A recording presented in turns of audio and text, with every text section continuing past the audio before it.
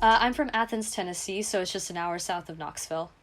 My official title is lab manager, lab operations manager. Part of what makes my job so interesting is that I can kind of lean into any direction that I'm needed or that interests me. So this goes into I can be involved in marketing, I can be involved with business development if I would like to, and I can also be involved directly with the R&D department working alongside the technicians. My undergrad was a Bachelor's of Arts in Neuroscience. So at that point, it was an interdisciplinary program at UT. I think it still is, but I think it's recently moved on to Bachelor of Science now.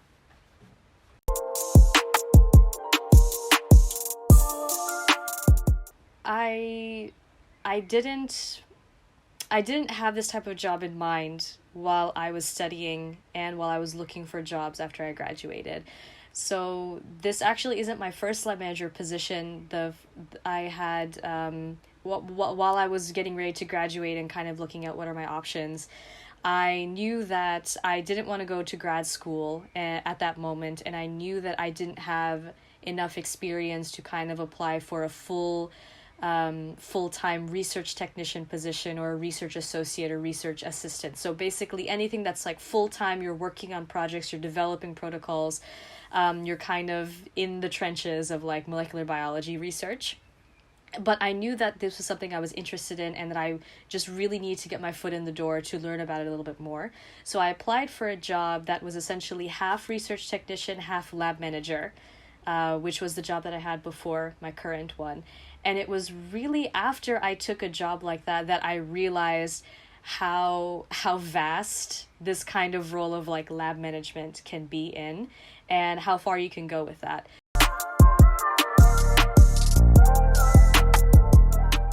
I think now, yes, I feel like I'm a part of that group.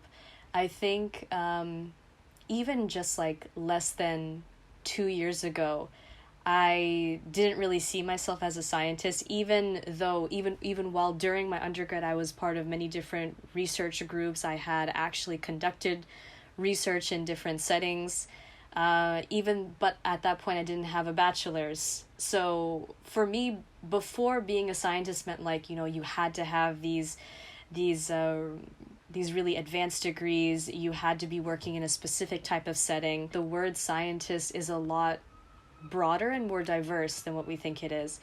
Now, especially now in my current company, I see scientists who are from so many different parts of the world, who have many different levels of education, and who engage with the scientific questions that we are researching in such a very like different and intersectional way.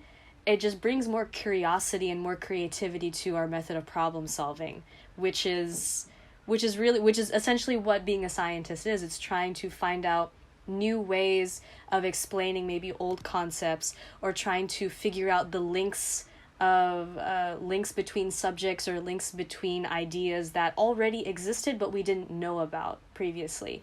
And there's so many different ways to do that. You don't need to go through graduate school, get a PhD, and like work at a university lab to do that.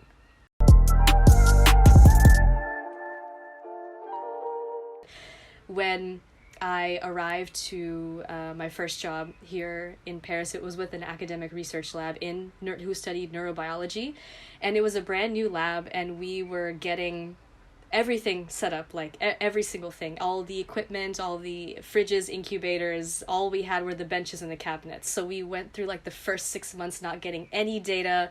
All of our cells were dying. It was kind of a mess. So we cultured neuronal cells in petri dishes, and we essentially transfected them with a bacterial gene that will make certain proteins fluoresce. The thing is, it's really hard to do that because neurons really don't want to take foreign substances inside their cells, which, in retrospect is a good thing because that's what keeps our brains healthy.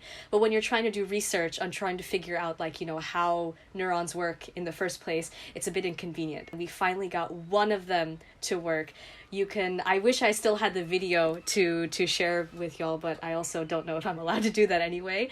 But you can see, I still remember it was a completely dark room, and we just had the computer screen on, and when we stimulated the neuron, the entire cell lit up green, which is what we wanted. And it was just after 6 months of complete darkness, all of our cells were dying. It was fantastic. And it wasn't just me, it was our entire team that was in the room trying to see it, because we were maybe this is the one, and it was so great. So that really put into perspective a lot of science is just failing multiple times until you kind of hit something that might work, or you see something that changes, and that change is always exciting.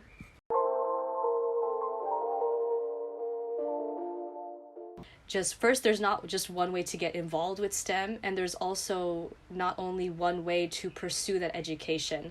So you don't always have to go directly into a 4-year program. You don't always have to go directly into a master's or a PhD. You don't have to move countries. You don't even have to go out of state if you don't want to. The world is more open than you think it is.